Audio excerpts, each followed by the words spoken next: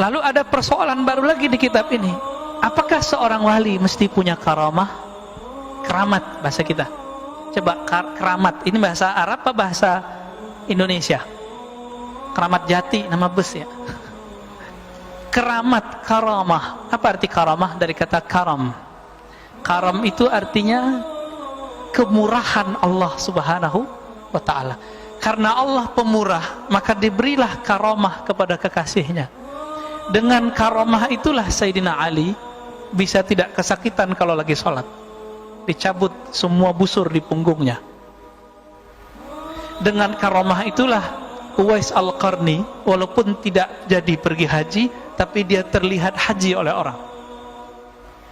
Dengan karamah itulah Uwais Al-Qarni mengenal orang yang belum pernah bertemu dia, dan dia tahu namanya siapa. Uwais Al-Qarni, Salman Al-Farisi itu ilmunya sama.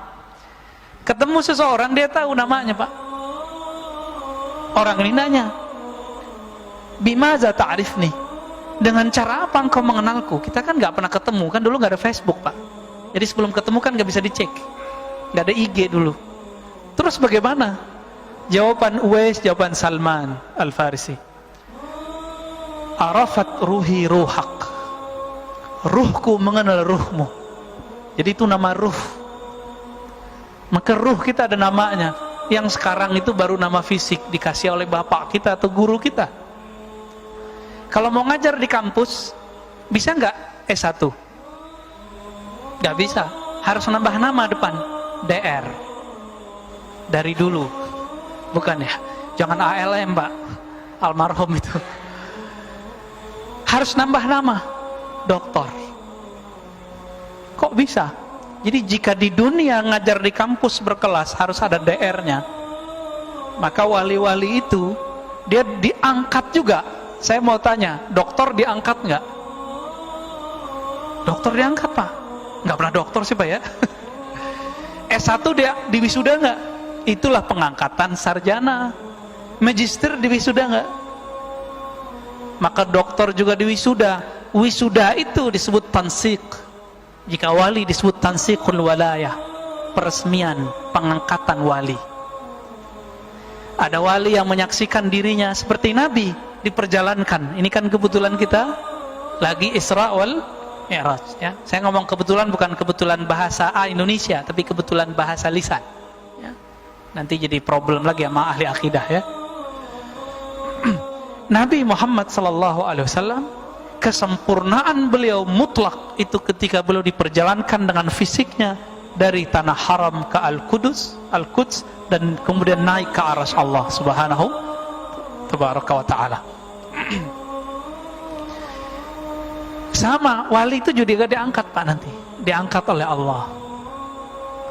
Dihadiri wali-wali Allah secara rohani, ada yang secara fisik. Begitu, ya. Maka jangan wali-walikan orang lewat Facebook, ya, atau lewat YouTube, jangan. Nggak perlu, Pak, wali ngangkat Allah Subhanahu wa Ta'ala. Apakah mesti dia punya karamah? Enggak, yang mesti dia punya istiqamah. Jadi syarat wajib seorang wali adalah al-istiqamah. Maka kesempurnaan wali Allah, kekasih Allah, bukan pada karamahnya, tapi kesempurnaannya pada istiqamahnya, ya. Jadi mulai hari ini, malam ini, jangan memburu kesaktian, Pak. Kalau memburu kesaktian nanti ketemunya dukun sama tukang silat, jawara, banyak, Pak, di luar. Debus banyak di luar. Tapi tahu sendiri kalau udah belajar ilmu begitu, pasti mengabdikan sebagian dirinya kepada selain Allah. Kita dengar teman kita ada yang makan beling, ya. Makan apa tuh? Besi, logam, biar sakti.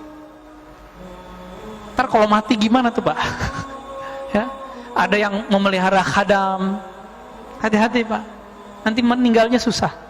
Kita sudah menyaksikan beberapa teman-teman kita belajar thariqah sufinya banyak, zikirnya mungkin sudah ratusan juta kali, tapi dia menyimpan satu ilmu buruk dalam dirinya, ilmu debus.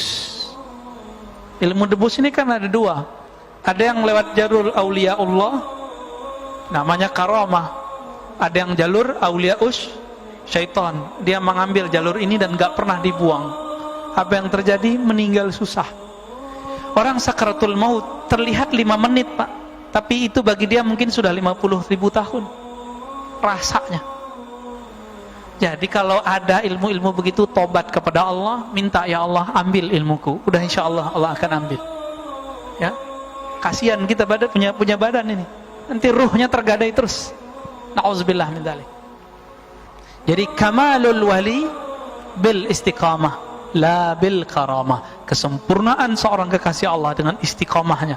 Istiqamah itu bukan rutin tiap hari, tiap malam sholat 1000, bukan. Istiqamah itu terbagi 2, istiqamah zahir, istiqamah batin. Yang dimaksud istiqamah di sini dua-duanya, tapi jika tidak cukup yang di dalam kalbunya. Istiqamah batin. Apa istiqamah batin? Ala bidzikrillahi tatmainnul qulub. Kecualilah hanya dengan menyebut nama Allah kalbu jadi tenang. Maka syarat wali ayyazkurullaha ala kulli ahyani, dia senantiasa menyebut nama Allah di kalbunya. Tapi kan kita putus-putus Pak. Maka kita doa, coba doa ini dipakai. Sudah hafal. Allahumma inni ala zikrika. Ya Allah, bantu aku menyebut namamu. Karena kita tidak sanggup menyebut nama Allah, karena nama Allah itu berat. Ditimbang dengan langit dan bumi, itu nama lebih berat. Itu sebabnya Bapak ceramahkan Allah, jika dengarkan kajian penceramah, ada ceramah itu yang berat tembus ke kalbu, ada yang kok melayang di telinga hilang. Itu karena si yang bicara di kalbunya ada nama Allah atau bukan nama Allah. Cuma itu. Yang dikalamkan sama, tapi kenapa efeknya berbeda di kalbu kita? Karena di kalbunya ada nama Allah. Semoga Allah melirik kalbu kita dengan rahmat dan ridhanya.